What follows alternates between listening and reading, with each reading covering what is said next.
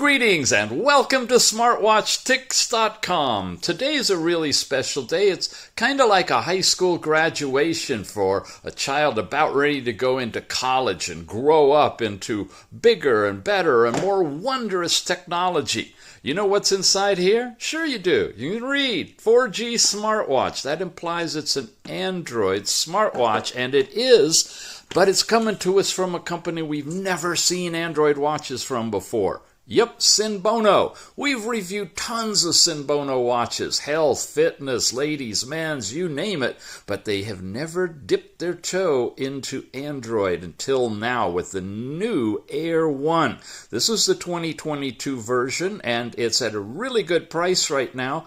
Sadly, the special is ending soon, but we're hoping we can get a coupon from them to reduce it back down again. Due to shipping delays, it was not able to reach us in time. A 3 gigabyte, 32 gigabyte storage unit is about $130, and another instant discount of $10 off of that. I mean, just really, really good pricing.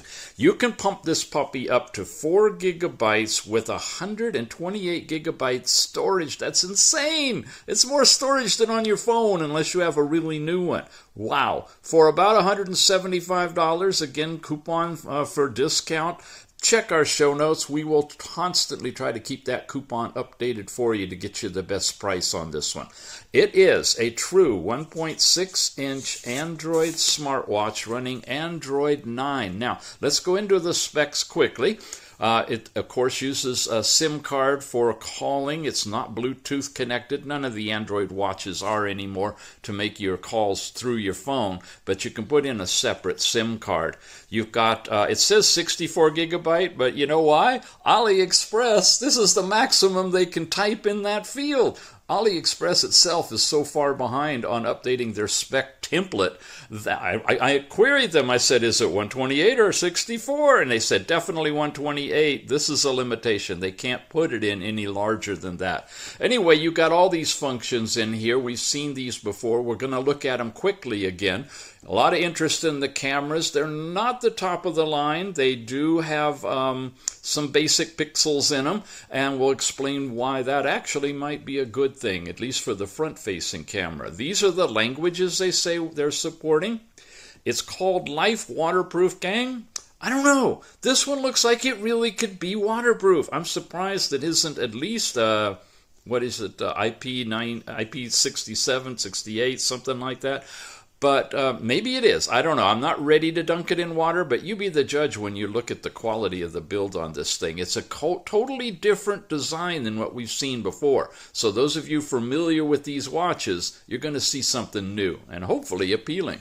It's a standard 400 by 400, 1.6 inch, and so forth. And in terms of battery, you got options. You've got one installed, about 450 milliamp hours. I'm not totally sure. We'd have to measure it out.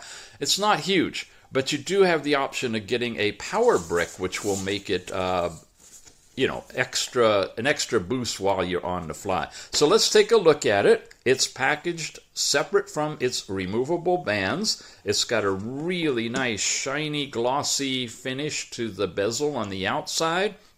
You got a cover, talks about the power button and the return key are here.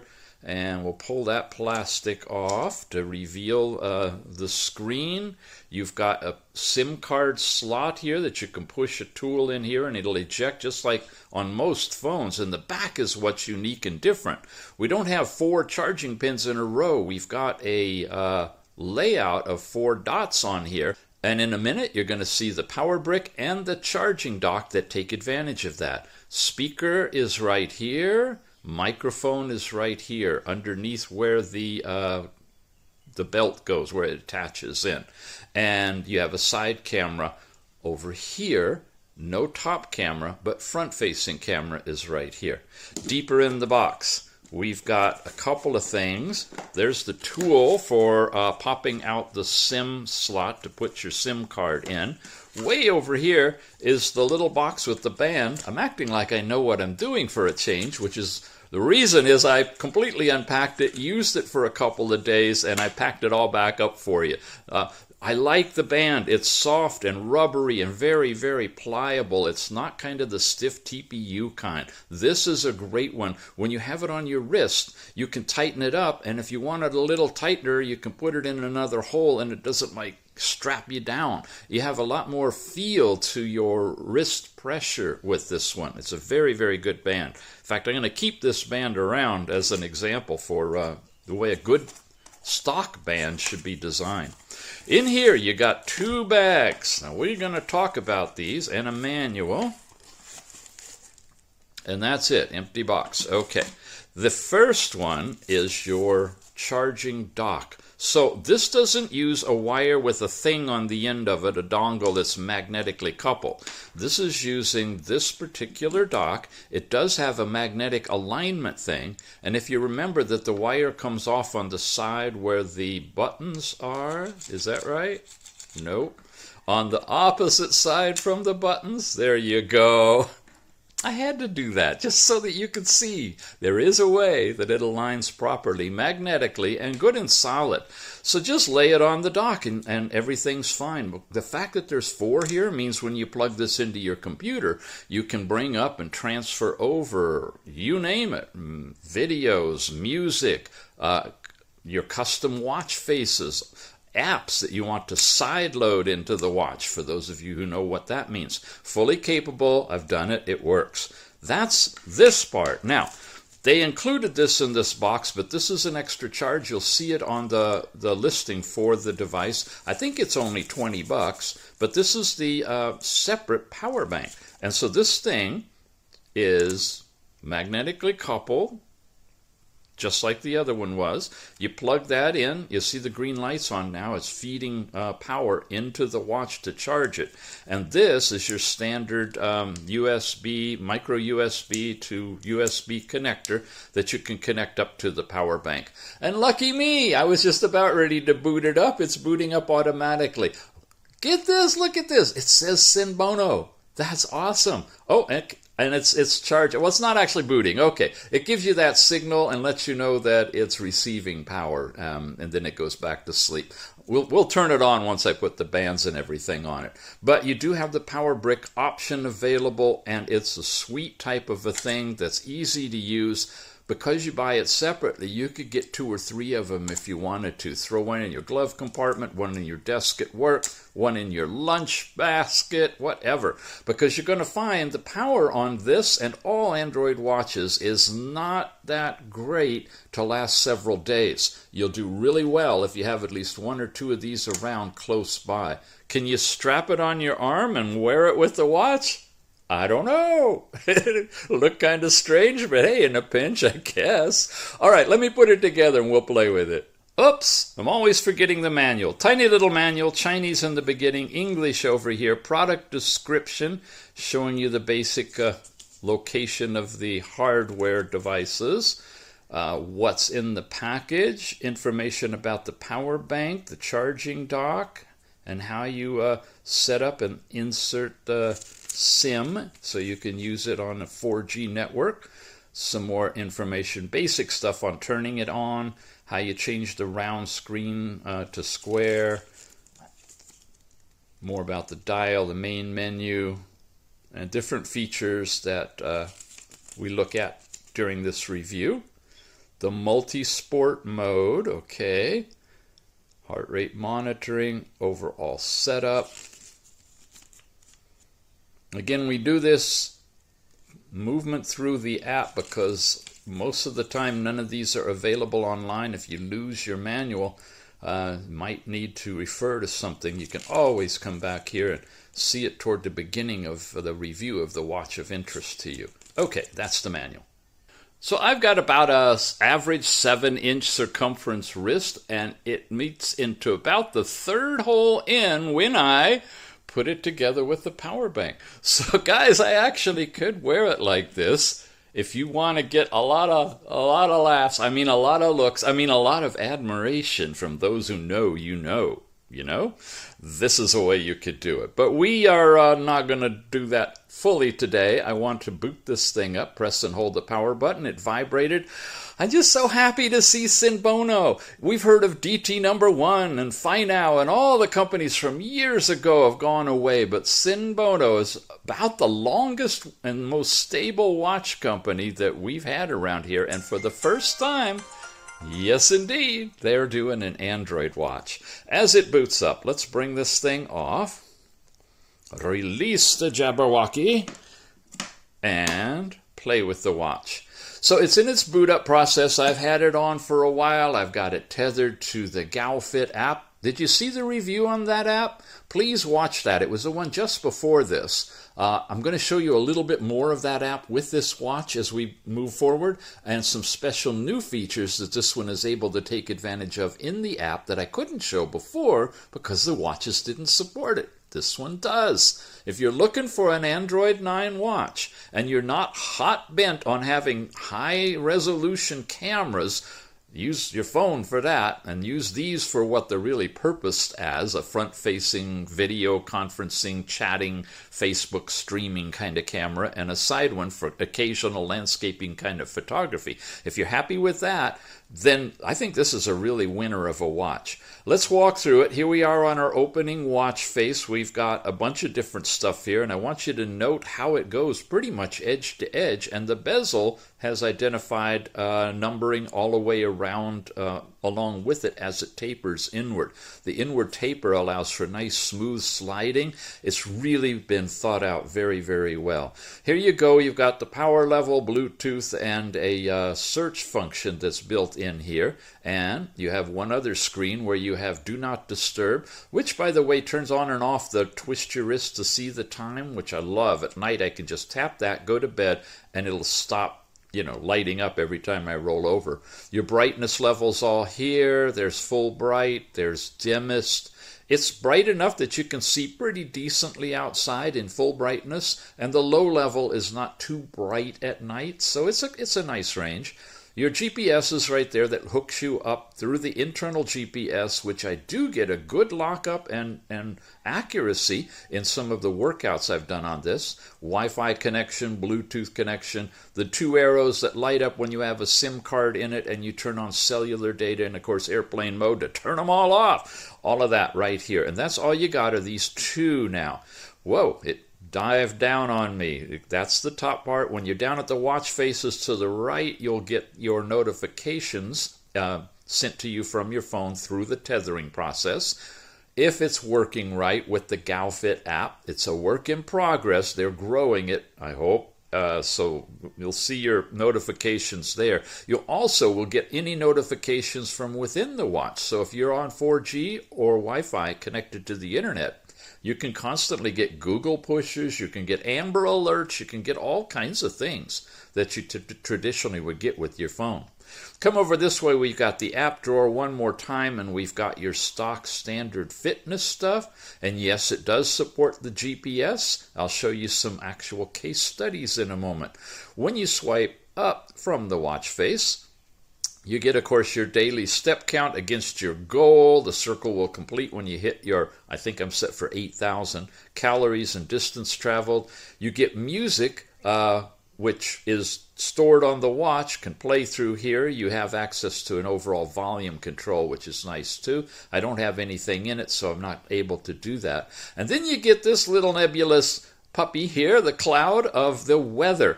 And right now, there's an issue with the weather server that's not working properly for the stock smartwatches, Android smartwatches, at least in the United States. I confirmed it's working in China. It's just a glitch, probably a satellite connectivity glitch or something that should be straightened out. But I made this little clip to demo what it should look like.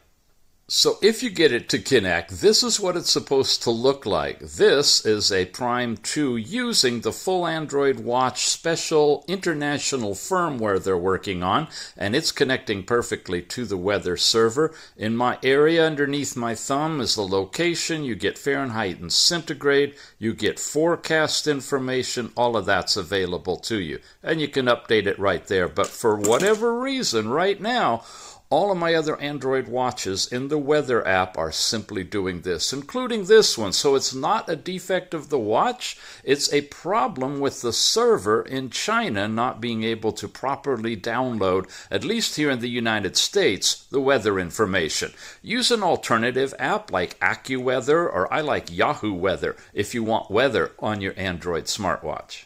Of course, this is a little weather tab, and what you just saw is actually the weather app itself, and you get the same bars here as you're seeing on all of the other ones. When it's all fixed, you'll see the weather display just like you saw on the Prime 2. All right, let's cover, see, failed to obtain location information. It's just an issue that it's having. Let's cover all of the different apps quickly. You've seen these many times before. Phone contacts and SMS all apply to the SIM when you put a SIM card in it and you're on your T-Mobile or AT&T network, or outside of the country, any GSM network, 4G, that supports it. Your overall settings, we'll get back to. Now we've got heart rate, blood oxygen, sleep, and breath training. These are all the new apps that have been showing up in these Android 9 and 10 smartwatches that interface with GalFit, and some of this stuff gets transferred over as a result. You got a stock browser, your camera and gallery, we'll look at that in a moment, a basic calendar and alarm clock, again, the music you saw, a little voice recorder. This is what I use to demo how well it works, as I'm not setting this whole thing up with SIM cards and doing calls for you. Okay, we are doing a recording on the Air1 from SENBONO to check out how the volume is working. Now, it should have the volume set full. I'm going to save that. I'm going to come over here and play it for you.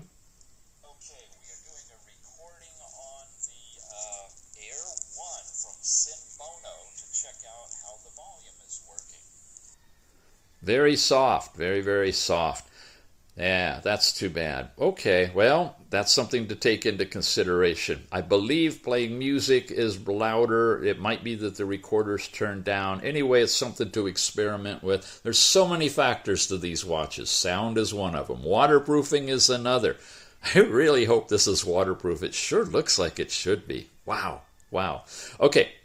File managers, where you get in here to see that you got 32 gigabytes on this one. We've only used a fraction. You got a whole bunch left, and here are the different folders. Remember, clock skin is where you can put in different watch faces, and in a moment I'm going to show you something really cool that the full Android watch team have been working on in terms of concept for future watch face development.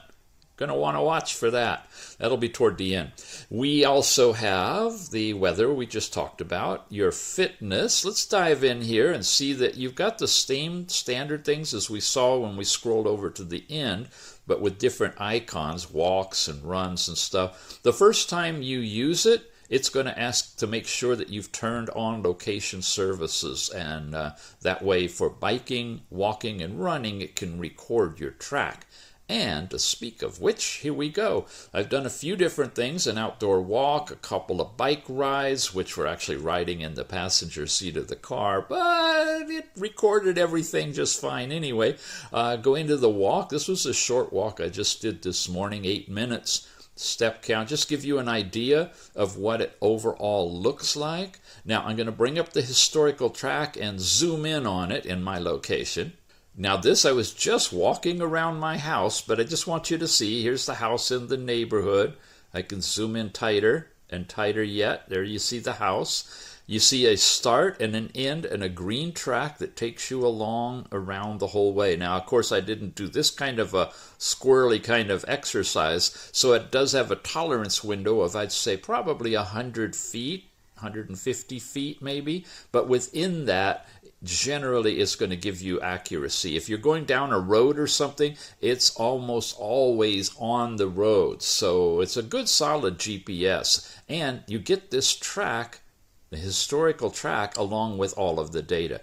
For cycling, as an example, here's almost a 2 hour, it's in kilometers. You get your heart rate, calories, and your pace, I guess, and again, a historical track with that. And it's always showing you the time at the top, which is really nice. So fitness is working well on the watch. We still have an issue of trying to get the data from the watch transferred out into the world, anywhere, through the internet or to the Tethering app on your phone. That's a work in progress, still yet to be solved, not just for the Air 1, but for all Android 9 and 10 watches these days. Your desktop settings are something simple. We'll look at the dials, but you can select your dial from here, or, press and hold. Well, I guess we'll quickly show you some stuff. Pressing and holding on the dial will go to the same mode, or you can get to it from here. These are some of the stock watch faces that are in here. And of course, there's a server in China that you can access to download additional watches. We'll show you that in the watch face store in just a moment. And look at this. It's really a nice watch face. All of these are well done. You got power and heart rate and everything. None of the ones that they've got in here that I know of are touch capable yet, but the touch option is available with third-party faces that you can install. Okay, we were desktop settings and looking at the dial selection. Menu style is whether you want it curved, like we've been using, straight up and down when you scroll through it. Icons 3 across, so you have to memorize what the icons are, or icons around a clock that's showing the current time, and then you just have pages and pages of that for all of your apps. You also have a 4x with the names of the apps if you want to. I tend to run with the curved one for our review so I don't lose my place where we are. And that was menu style. Switch styles is just pretty ways that when you switch through different pages it will transition. Lots and lots of those. I'm not going to spend too much time on that. You have your themes, which are the type of icons that you have for your apps. You can have kind of a cartoony one, very colorful style, or this style. Yeah, there's quite a few, and they're listed over here in terms of the dots, and we're, of course, running with the classic right there, so you won't change that. Your basic Google, this is where you can get in and adjust your Google settings, as well as ask Google anything you'd like to in a text box. There's the Google Play Store and Google Maps. All of those things work fine. Optimization is a fun area. We've talked about this many times before. Just to reiterate, if this is the first time you've seen this, in addition to screen lock and face unlock, you can use the camera for face unlock. You have these other kind of things, but this is one people get stuck on. This clean thing, it's battery saver. You'll have that turned on pretty much by default when you tap on here. If you have any third-party apps that you've installed that need to run in the background, like a social media app that's going to try to notify you when a new tweet comes in or something, you're going to want to make sure you turn it off individually in this page and leave that on for everything else to get your best battery life. What this does is it cleans out and turns off apps after the screen goes dark. Even when it times out and the screen goes off, it stops them. So a lot of people complain they can't run their apps because they're not there after the screen turns off when they turn it back on. Use Clean Task under optimization to fix that. We got a short special video tutorial on that too if you forget what you just heard. Watch Face Store. This is the server where you have all these fun and different watch faces that you can download. And you notice I've installed a bunch of them. I'm going to show you those later. But that's available right here, or when you're in the app, in the watch faces, you can scroll to the very end and hit the plus sign and you'll get to there. App Store is different than the Play Store. It's some recommended apps that they've got, like a calculator and a stopwatch. You can get WhatsApp, flashlight, and Facebook, although interestingly, Facebook was already installed on this watch. You're going to see that in a moment. I have not added, as you saw, any third-party apps. This is stock out of the box. Assistant here is now where you end up going to connect to the phone. When you download the GalFit app to your phone, you'll come in here and you'll get a QR code. You scan that and it will pair to this particular watch. You got remote capture once you've done that. You've got music control for the music on your phone when you've done that. And you can find your phone. All of that is in that assistant. That's not Google Assistant or Siri or anything like that for bringing up a personal assistant. It's an assistant for tethering. And then, oh, I'm sorry, it's Face Lock. I thought it was Facebook. I'm so used to seeing that logo. It is blue like that. Okay, you have Face Lock on here on the outside. Face Lock is scary, guys. When you activate it, when you go in to set it up, you have to go through a bunch of steps. And the first thing you do is you got to make a lock pattern or something on here. So you make yourself a pattern, and then you set up your Face Lock, and boom, it locks and unlocks anytime you want to. Well, guess what? If you forget that pattern, you're can I use the word screwed? I don't think so. You're really messed up. If you don't have that pattern and for some reason you can't get in with Face Unlock, or you want to change anything, you'll need the pattern to be able to do that.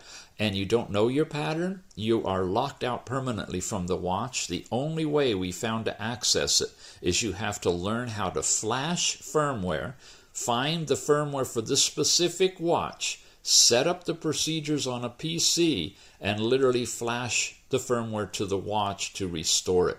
You cannot even get to the factory restore option to manually restore this watch without unlocking it. So if you've lost your pattern, you're messed up. You're really messed up.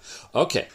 I want to talk to you a little bit about the buttons and some stuff you can do in there before we get into the camera and settings app. When you press and hold the side upper button, you can switch between square and round screen, and you guys know that means third-party apps will either appear in a square within the circle so you can get to the corners for menus and things like that, or they'll be expanded out so the corners are cut off and you're seeing a circle of the app.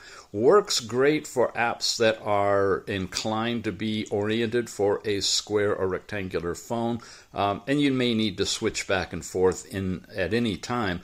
And no matter where you are, even in an app, press and hold, switch it, and then you can switch right out of it. Shutdown, reboot, both self-explanatory. Recent tasks is where, if you have any recent tasks here, you can close them out.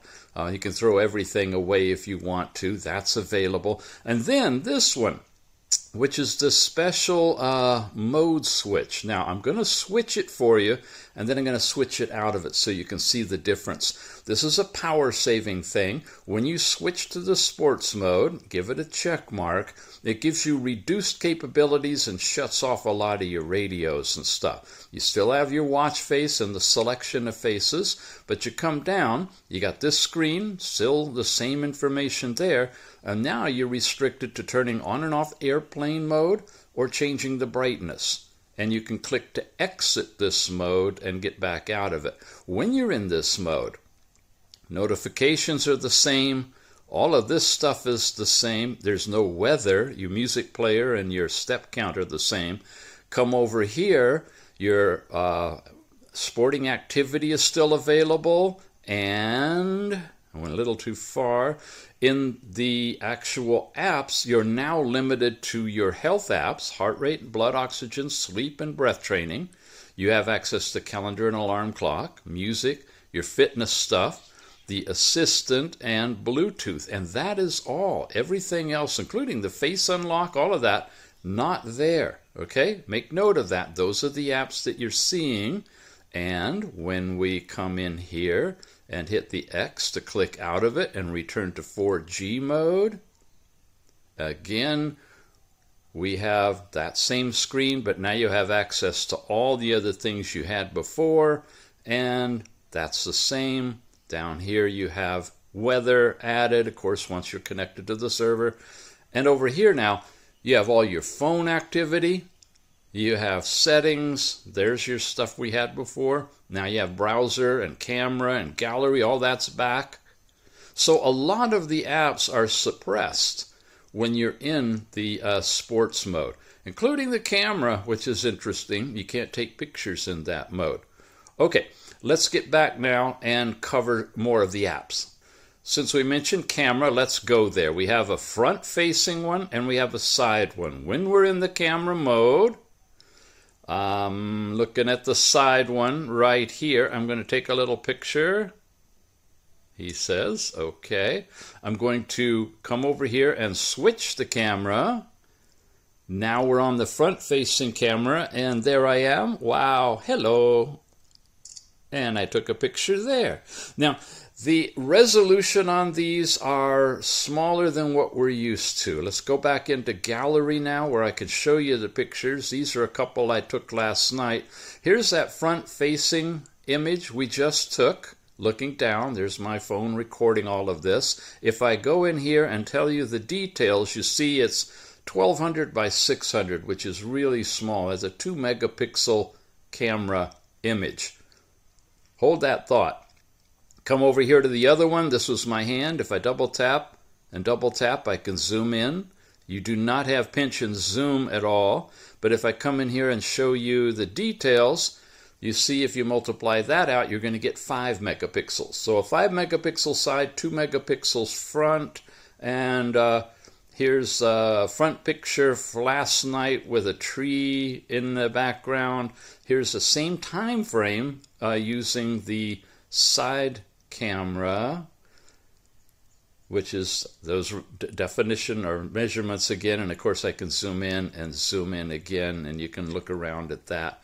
So you don't have super sharp, clear pictures, but what you do have, in particular on the forward-facing camera, this one, you have the ability to be able to stream your image, your FaceTime image, your Facebook image, whatever you're doing, and it'll work over cellular because it's low resolution. Now it's sharp enough to see that I'm no young spring chicken. You can see all the lines in my face, all that kind of stuff. So 2 megapixels will work, and of course it'll be a bigger, sharper image on a phone if you're using a social media app on your watch and talking to someone on a phone or projected on a big TV. Bottom line is 2 megapixels will work for you for doing video conferencing and calling, and it might actually work better than a higher resolution camera because you're not going to have the interrupts and the skipping that you will have with higher image quality trying to go over, in particular, a 4G network. Okay, so that's cameras, and that's the resolution of the images. Now let's take a look at settings, the last area. Basically the same stuff we've seen already across the board. You have all of the typical stuff having to do with Wi-Fi. You've got your connectivity information for doing Bluetooth, and you can pair with Bluetooth earbuds or set this up to pair directly with the phone itself, the watch. You don't need to use that connectivity directly when you're doing tethering to the app. This is just for other devices. You got apps and notifications. Here's your most recently used apps in here, and you can see all of them. Just like on an Android phone, you can mess around with all of these different settings and give or take away access and permissions, set up notifications, all of that. Battery life is in here. It shows you how the apps are running, battery management, and so forth. Screen usage since full charge, and so forth. Then your display. Now here we have the ability to change your brightness level, scrolling it up and down in a more detailed increment than just simply the button that you push above to choose from about 4 different settings. You can set your sleep time from as short as 5 seconds on this one now. That's a real quick twist your wrist, see the time, and out it'll go. Or anything that you're on. If you really want to save battery life and are quick in what you do, you can set it that way. We've had it on 2 minutes. It can go up to 30 minutes. That's the lift to wake. Turn that on here now. It's not a setting when you swipe down anymore up at the top. The do not disturb will disable it or enable it, but to absolutely turn it on, you have to do it here. So those of you that say, I twist my wrist, it doesn't light up, I'm going to send it back. you got to understand you need to go into settings and make sure that's turned on, okay? Notification bright screen will light the watch up if you receive a notification. Most of the time we leave that off, but it's up to you. Then you've got your sound, your overall music, call, ring volume. And that's about how loud the speaker will be. Are you hearing that? Okay. It's pretty decent speaker overall. I'm not sure why the recorder came through so low. It might be part of the app. Then your storage. And we have a 32 gigabyte. And we looked at this kind of before. The memory is using 1.6 gigabytes of 4 gigabyte memory. Now this is what's really interesting. This is supposed to be a 3 gigabyte RAM, 32 gigabyte storage, or ROM they sometimes call it. But this threw me. It's showing me that, or showing us that memory, and I presume this is RAM, is 4 gigabytes. I don't know how to qualify that without installing another app that would really deeply look at it. But you know you have at least 3. It's possible you might have 4, and they've just shaved down the memory to 32 gig instead of 128. Wouldn't it be wild if they just manufactured one and it has the 128 in there, but they did some sort of a partition to make it 32 to sell it at a cheaper price, but the RAM is 4 in both of them? I don't know. Somebody smarter than me, figure that out and leave it in the comments. It would be nice to know. Location services, Google, your system, and about the phone. It's the Air1. It's all this information. I scroll down past my IMEI. I can show you the build number. Look at this. It's 2022, March 15th. That's about a month ago when this firmware came out. So it's one of the latest builds that we have in any of our Android watches. And that's pretty much the settings. That's it for all of the apps in there, and we've covered basically all of this. You don't have the ability to go and see your activities when you're in this part. So remember, to see what you've done, you got to go to fitness. Now let's jump over and take a look at the GoFit app and what you can and cannot do with this watch with that app. We're using the relatively new GoFit app, which has kind of replaced the WII Watch 2 app on these watches that have the biometrics capability. We are on the Air 1. It is all set up and should connect automatically. There we go. Okay, Air 1 got 90% power still left. That's matching what it's showing on the watch face here. Heart rate, dive in here, and we've got the summary for where we are. It's still downloading. Let it update first. Okay, now we come in here. There's today's heart rate values, and this is when I've had it off. I can't apparently slide around and tell you any reading in particular. This is yesterday's readings, and this was today's. Now, we've showed you basically all of this stuff in the GoFit app, so please go over and take a look at that. What I do want to show you is we have remote heart rate monitoring capability.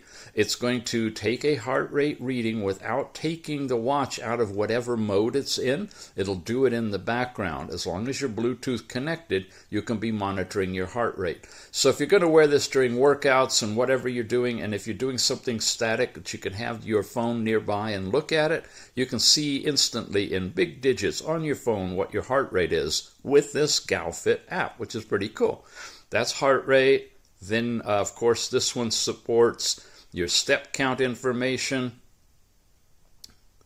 There's yesterday, there's today, and I'm not getting any step count information, so I'm not sure why that's happening, but we are indeed getting a step count. Oh, it took it a while to come over. Just got to wait to sync it. And there we go, 1120. That's exactly matching what we've got. And yesterday's value here, 3020, so I wore it yesterday, and this is by the hour, and it's showing your overall distance and calories burned as well. And then we've got weight, which you put in manually. Sleep time is going to come up here, and from here in the sleep app, if I go into here, where is it? Sleep. There we go. It's popped up here. Here's the sleep on here. 7 hours, 39 minutes last night. There's the same chart. Here's the overall score that it's assigning me and the time spent in these 3 different states. And that's all shown here also in the app.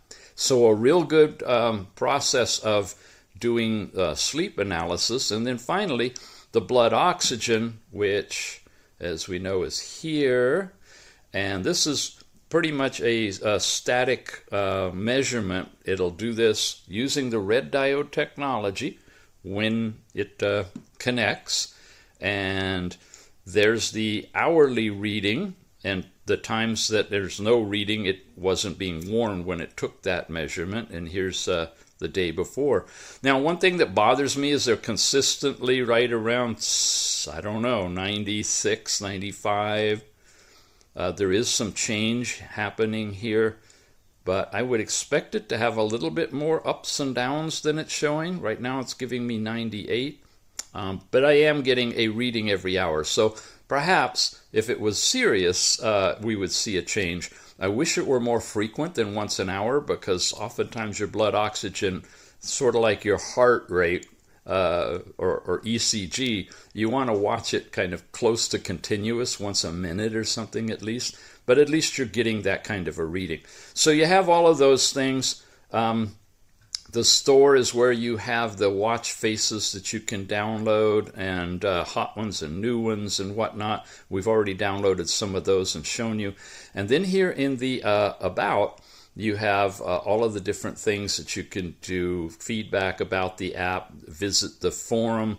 And again, this is taking you to a different site than when it used to go to the full Android watches site. And this isn't working yet, or we would see it right there. So there's a change in process going on there. Not sure what's up with that. Finally, tapping here, we get into the overall Air1 itself.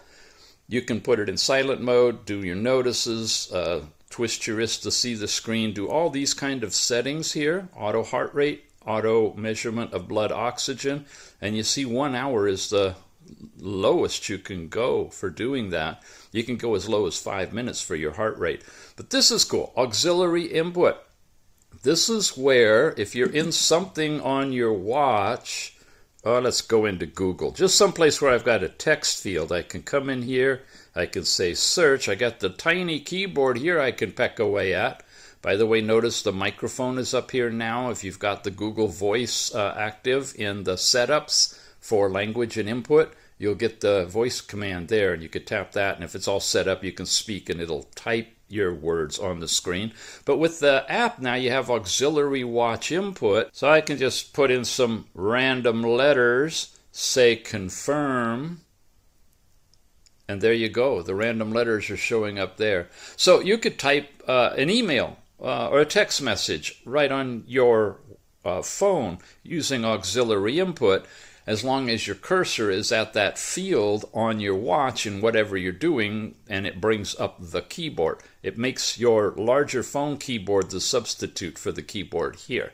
And that is pretty cool, and that's something that's now available in the GoFit app for the Air1.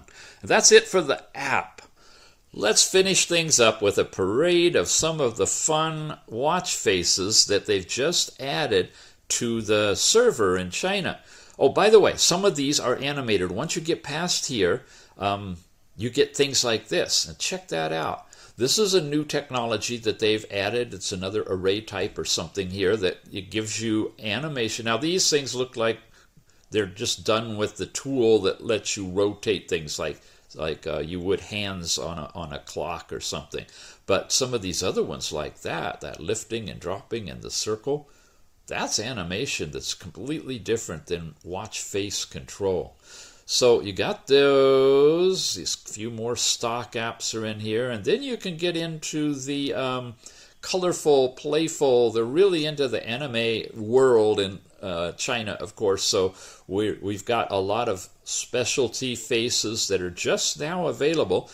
You might check if these are available in the the watch face store for your particular Android watch. When you access it, they may have been added.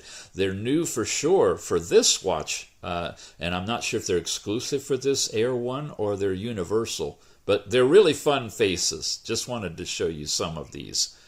This is cool, the little umbrella and the way the air is flowing. Look at the smoothness of the animation. It's not sticky at all. Very, very cool. And lastly, this fun new face based on a thing called Array 80, I believe, from the community at the Full Android Watch World. Here you go. It's a watch face, gang, but check this out. It's touch sensitive. You've seen before where we can have a place we touch on the screen and it'll launch an app. That's a one-time touch. But this one, anywhere you touch, it changed to a completely new face. And then another one. These could be pictures of your grandchild. These could be, I don't know, whatever you'd like them to be. But you, at this example, this demonstration, you have 7 total pages, 0 through 6, and then the actual watch face, which is including an animation, like a GIF animation, and the time down at the bottom. Touch again, it loops. Big shout out to you know who you are, who sent this to me, and appreciate this definitely to turn folks on to the possibilities. Learning more about how to do all of this and make your own watch faces is as simple as heading over to www.fullandroidwatch.org. Okay, I'll have links in the show notes for you as well. And yes, it's back up again for those of you who watched the last video. It was down and not working. It's fully back, doing some updates and revisions or something, and so it's up and running just fine. So you have all these different watch faces available to you on here as well. And if you accidentally touch, it'll go back to where you were. All in all, it's a really, really nice watch. I'm very pleased to see red and green diodes in here. Full use of the biometrics that it's got going on. A well-sealed, well-built body. Functional cameras on it. It's just a really nice watch. The band, pliable, easy to use. I guess I'm touching the screen. It keeps changing. And when you have it on, of course, it's... this is what I'm talking about. I can have it kind of loose and it's still pretty tight. You want to wear it above that bump, remember, on your wrist so you get good readings. But if you want it just a little tighter, you can do that, and it snugs it up without it pulling really tight. In other words, there's flexibility and give in this band that comes with it. So that's great too. All right, let's talk about where you can get this. It's coming to us from our folks, our friends over at SENBONO. Their official store on AliExpress. You got 2 configurations, a 3 gigabyte and a 32 gigabyte, which honestly is plenty for a smartwatch. I'd recommend that one. The one I'm using is that one, and you see there's no lag and no problems with 3 gigabytes of RAM in it. But you can upgrade it to 4 gigabytes and 128 gig if you're going to use it as a thumb drive and plug in to transfer lots of data from your computer at work to home or wherever you may be doing that. You have plenty of extra storage in here, and it can be used as an independent thumb drive in addition to a watch that could access videos or music or whatever. You can bump it up to that bigger configuration for about $175. Again, check the show notes for any coupon discounts I've got for you. Thanks for watching, gang, and I really appreciate you being here. We've all been waiting for a new Android smartwatch for a long, long time. And this one, of all the Android 9 ones I've looked at so far, is pretty darn good. It's I like it a lot. I think this one might be a winner. All right, we'll see you again soon.